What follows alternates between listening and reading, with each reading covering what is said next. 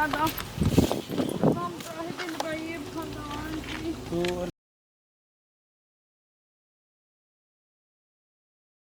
आलू आई नेनुआ आ लौका के तरकारी हम देखल ना चाहिए ना आखी, लेकिन का करी नसीब खराब हमारे दादा कि आदमी इहे कुल खाता ना। नैहर में रहे कि आदमी सोयाबीन के मुर्गा मछली के छिल भी लाग जाता रहे, लेकिन ससुरा में आइल आदमी न कि सपना देख देख के जियरा जुड़ावता। ऐसा मर्दे मिल गई भगवान दे देलन त का करबू, कसहू अब गुजारे न करे के बाटे। माई बाप रहे कि देख के मार घर जमीन, अब लड़का ना देखी कि मर्द ना देखी कि हाँ लड़का के मर्दा कैसन बाटे आ कैसन घर परिवार बा, ई कुल ना देखी। खाली धन दौलत देख के आदमी बियाह शादी कर देतला। आय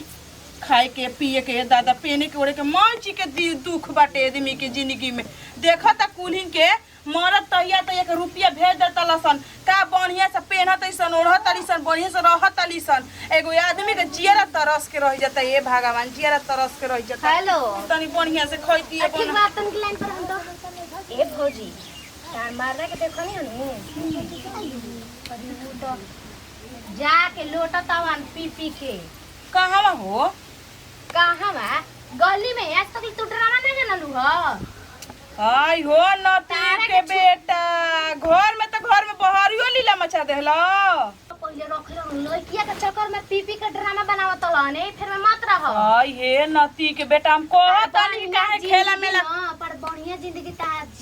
बर्बाद कइले वसन ता सास ससुर समझ जा। आ देखत लू शरीरिया पहिले देखत रहू कैसन रहे अब देखत कैसन हो गइल बा। अब ऐसे ना मानी हो खाए के बनी बाद में पहिले ओकरा के हम मेरा बनाइब ओकर देह ही बनावो तनी रुक। ए भौजी देखो हमरा से मत कहना त भैया के नाम जैसे छुटी नु त हमरा के गाड़ी देवे लगी हन। तहरा के ना कहम उ नतियो के बेटा के की त रही ना त उ रही त हम घर में मत कर भखोड़न के गोलिया में लोट लोट के मार गीत गावत ना रोत ना गीत उनकर मंगल उनकर माई के बियाह होता नती के बेटा के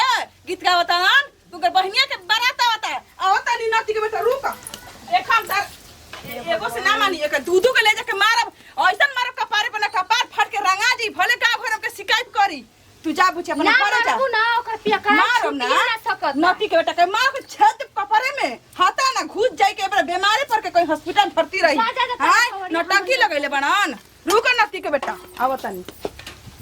ओए नहीं का कोले बहुत दिन हो इधर मार के चल ठीक भइल बा ना ऐसे मरद के मरिया सन नत मेहरारू नतिन के बेटा सुधर भी ना कइला सन डरामा कइले बड़ सन पी पी के ना उनके मुड़ी धक्का उठ दे करे। हमार मरद देता ना दुनिया से सबसे बढ़िया मरद कहियो पिएला ना हमरा से बिना पूछले कोनो काम ना करेला। भगवान से कहना कि हे भगवान ऐसी कोई के नजर ना लागे ऐसा पियकर सियकर के पाले पड़े हे राम छी हम तो ऐसा सोचला हूं ना रहे। अरे पियल खराब है ना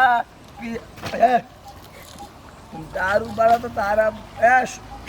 शांत रह ना हम पियले में तोरा ना सके शांत चल हम है ना तेरे साथ हम है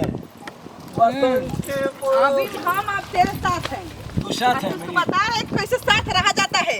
ओए हां तेरा बॉय ओए कहो तर दारू पे ना सुन फेंका बा मेहरारू ना दारू कपड़ा मार के फाड़ दे नती के बेटा पी के आ घर में एगो फूटी कौड़ी नहीं खे। हां बीमार हमार पड़ के तो तड़प के मर जाई आ तू बड़ा त ढकेला तला मुंह ढकेला तला हो ढकेला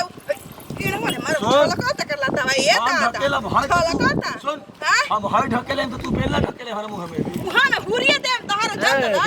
ढकेलिए दे मुंह की मुंह इधर छो छी राम अरे का ये लगी रे मोहब्बत मुते में गिरल करे छे सुन तेरा ना तो अरे हमने बाती का अगरबत्ती देखेबी तो तेरे के दिखावा तनी देखा कहत मन बा कि तू मान ना बतावा धनिया कितना मस्त है तेरे। अरे दादा हम दिलवा जीत ले रे पकड़ ये राम अरे एकदम कैसा एकदम मुझे पकड़ ठकाना वाला हो। हां अरे धनिया तोरे